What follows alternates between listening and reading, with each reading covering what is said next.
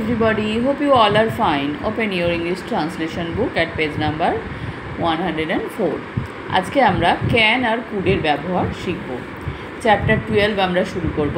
এর পরের দিন আমরা মাইটের ব্যবহার শিখব। আজকে আমরা ক্যান আর কুডের ব্যবহার শিখব। ক্যান মানে পারা বা সমর্থ হওয়া, তোমরা জানো। এছাড়াও বিভিন্ন ক্ষেত্রে আমরা ক্যান বা কুড ব্যবহার করে থাকি। কুড হচ্ছে ক্যানের পাস্ট ফর্ম। তো কোথায় ব্যবহার করে থাকি সেই ধরনের ব্যবহারই আমরা এখানে শিখব। ক্যান শব্দের অর্থ সমর্থ হওয়া বা পারা। এছাড়া বিভিন্ন অর্থে ক্যান ব্যবহৃত হয়।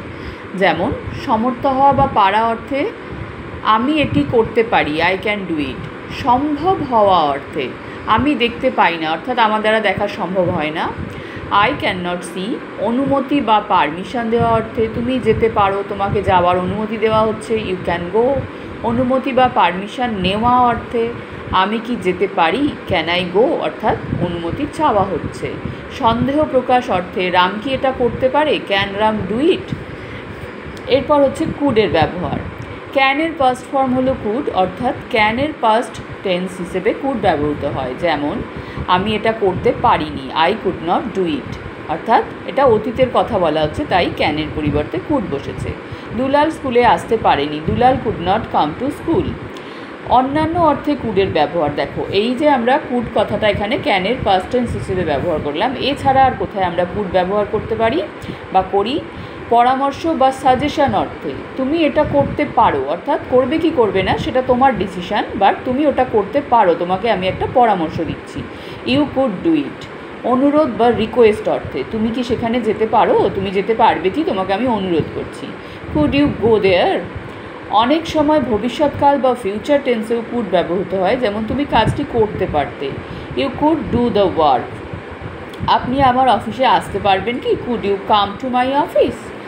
সৌজন্য প্রকাশের জন্য অনেক সময় কুড প্রেজেন্ট টেন্স অর্থেও ব্যবহৃত হয়। যেমন তুমি কি কলমটি আমায় দিতে পারো, could you give me the pen, অর্থাৎ আমি তোমার থেকে সেটা ধার চাইছি, তুমি কি দিতে পারো। এবার আমরা চলো নিজে নিজে করি। আমি হাঁটতে পারি, আই ক্যান ওয়াক। রাম পড়তে পারে, রাজু লিখতে পারে, এগুলো তোমরা নিজেরাই করতে পারবে। পাখিরা উঠতে পারে, সে পারে না, কি হবে? সি কুড নট বা সি ক্যান নট বা হি ক্যান নট। সে এটা করতে পারে, তাহলে এটা তোমরা নিজেরাই করতে পারবে। তুমি কাজটা করতে পারতে, দেখো এখানে পারতে, অর্থাৎ এটাকে আমরা কুড দিয়ে করব, you could do the work. তুমি কি ফুটবল খেলতে পারো, জিজ্ঞেস করা হচ্ছে তুমি খেলতে পারো কি না, তো এটা ক্যান দিয়ে হবে। তিনি ইংরাজি পড়তে পারেন, এটাও সমর্থ বোঝানো হচ্ছে, অর্থাৎ he or she can read English. বোবারা কথা বলতে পারে না, দেখো এখানে বোবা ইংরাজি ডাম দেওয়া আছে, এটাও পারে না, অর্থাৎ করতে পারে না, তারা সমর্থ নয়, তারা, সেটা বলা হচ্ছে ক্যান দিয়ে হবে। তুমি কি সাঁতার দিতে পারো, তুমি সাঁতার কাটতে পারো কি না সেটা জিজ্ঞেস করা হচ্ছে, সে হাঁটতে পারলো না, এখানে পাস্ট ফর্ম আছে, তাহলে she or he could not walk হবে। তিনি কি আমাকে সাহায্য করবেন, অর্থাৎ এটা আমার মনে সন্দেহ আছে তিনি আমাকে সাহায্য করবেন কি না, এটা আমরা ক্যান দিয়েই করতে পারি। তুমি কি আমাকে সাহায্য করতে পারবে না, এটা দেখো তোমার থেকে আমি একটা সৌজন্য হিসেবে জিজ্ঞেস করছি, তুমি কি আমাকে সাহায্য করতে পারবে না, তাহলে এটা আমরা কুড দিয়ে করব। আমি কি তোমার সঙ্গে দেখা করতে পারি, এটাও আমরা কি করছি, অনুমতি চাইছি, করতে পারি কি না সেটা আমরা ক্যান দিয়ে জিজ্ঞেস করব। তোমার কলমটি কি আমাকে ধার দিতে পারো, এটা আমরা সৌজন্য হিসেবে জিজ্ঞেস করছি, এটা আমরা কুড দিয়ে করব। তুমি কি চিঠিটি লিখতে পারো, এটাও আমরা কুড দিয়ে করব। তোমরা এখন বাড়ি যেতে পারো, এটা অনুমতি দেওয়া হচ্ছে বা পরামর্শ দেওয়া হচ্ছে, এটা ক্যান দিয়ে হবে।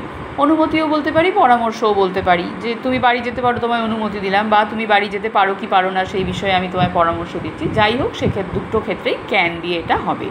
এইভাবে তোমরা বুঝে বুঝে বাক্যগুলো ইংলিশে অনুবাদ করবে। যদি কোথাও বোঝার সমস্যা হয় তোমরা ক্লাসে জেনে নেবে। সবাই ভালো থাকবে, বাই।